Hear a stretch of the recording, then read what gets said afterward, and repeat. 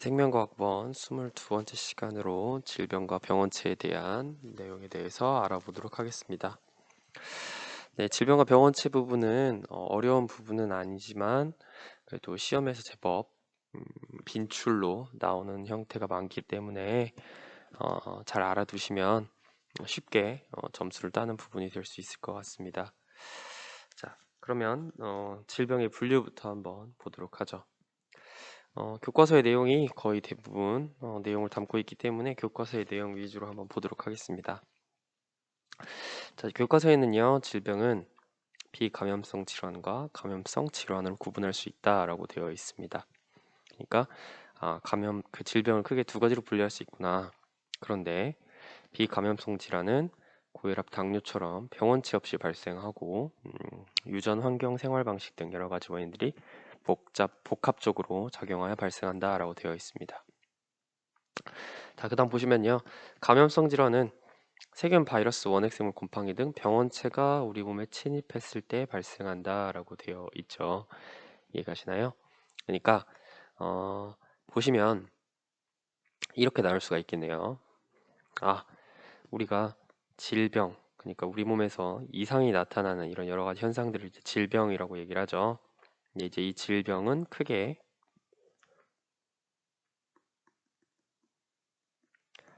감염성과 비감염성이 있다. 그런데 이 감염성과 비감염성은 차이가 있는데 그것이 바로 뭐냐? 바로 병원체입니다. 병원체. 그러니까 감염성은 병원체 때문에 우리 병원체가 우리 몸에 침입했을 때 발생하는 것이기 때문에 감염성 질환은 말 그대로 감염이 가능해요. 내 몸에 있는 병원체가 다른 사람을 옮기면 당연히 감염이 되겠죠. 근데 비감염성은 병원체가 없고 단순히 이제 우리 몸에 있는 이제 유전적인 요인이라든지 환경적인 요인, 여러 가지 생활 방식 등에 의해서 내 몸에 이상이 생기는 거, 비감염성 질환입니다. 대표적으로 고혈압, 당뇨병이 있죠. 그다음에 감염성 질환은 이제 그 외에 거의 대부분의 질병들이 감염성 질환이라고 보시면 되겠습니다. 자, 그러면 우리가 이제 비감염성 질환은 너무나 그 다양한 요인들이 있기 때문에 감염성 질환에 대해서 조금 더 알아보도록 하죠. 이 병원체 종류에 따른 이제 질병과 그 다음에 병원체의 특징에 대해서 좀 알아볼 건데요. 주로 이제 여러분이 기억해 주셔야 되는 거는 병원체가 몇 개인지는 금방 외우니까 이겁니다. 즉, 이걸 이제 병원체의 특징과 연계시켜서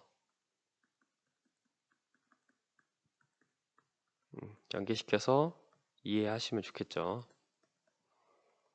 네. 이게 표로 정리해 봤는데요. 우선 병원체 크게 네 종류 있습니다. 세균, 바이러스, 원생균, 곰팡이.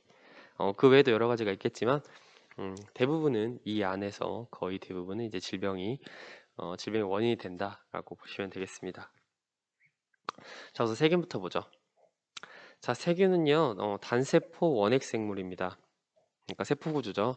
그리고 보통 이제 많이 나오는 부분 중에 하나가 바로 이겁니다. 항생제.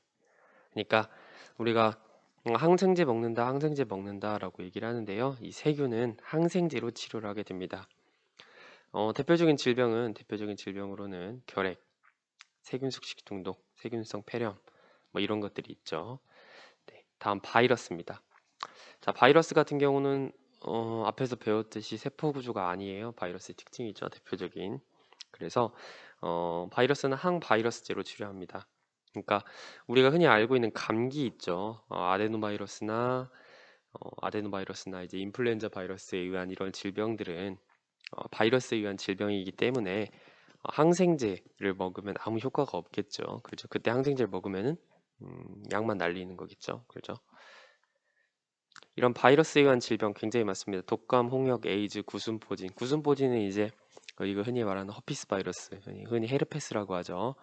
이 헤르페스 바이러스에 의한 질병 중에 하나라고 보시면 되겠습니다. 그 외에도 이제 여러분이 알고 있는 음, 현재 이제 뭐 코로나라든지 코비드 19, 그 다음에 메르스라든지, 그 다음에 조류독감이라든지 이런 것들 전부 다 바이러스에 의한 질병이라고 보시면 되겠습니다. 다음 원생생물이라는 거 처음 들어보실 텐데요. 원생생물은 단세포 진핵생물입니다. 그러니까 이제 좀 내용이 이제 좀 어려운 내용일 수도 있겠지만 원핵생물은 그냥 핵이 없고 진핵생물은 핵이 있다. 이 정도만 이해하시면 되겠는데요. 그래서 단세포 진핵생물입니다.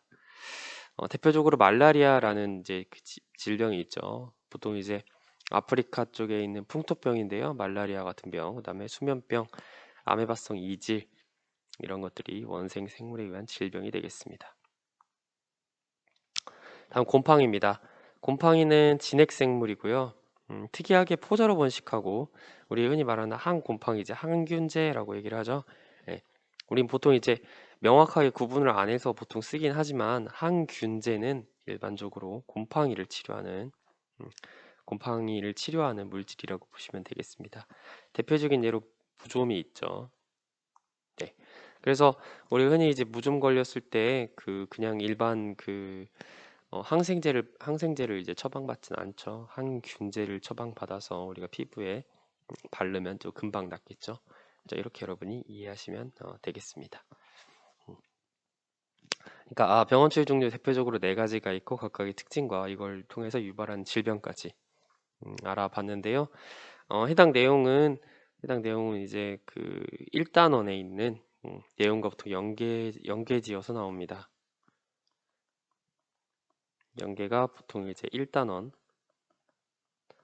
1단원에서 특히 이제 바이러스 쪽, 그러니까 그 생명현상의 특성 있죠. 생명현상의 특성 이쪽과 연계되어서 많이 나오기 때문에 같이 여러분이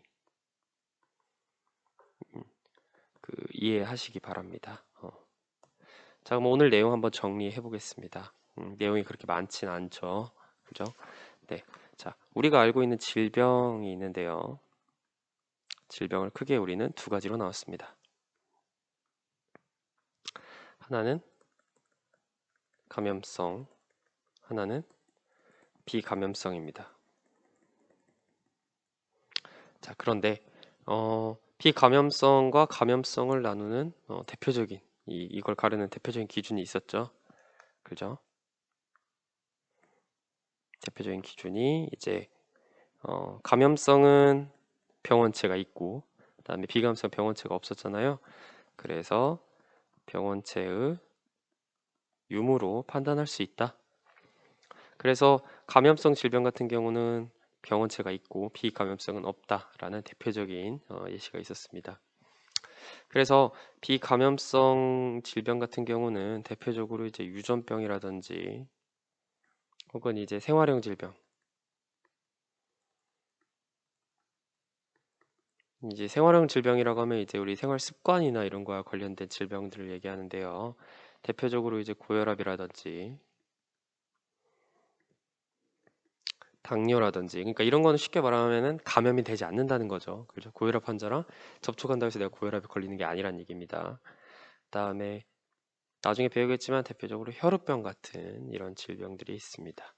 그 혈소판이 제대로 안 만들어지는 병, 혈우병이거든요. 이런 것들, 이런 유전병이 보통 대표적인 예가 되겠습니다.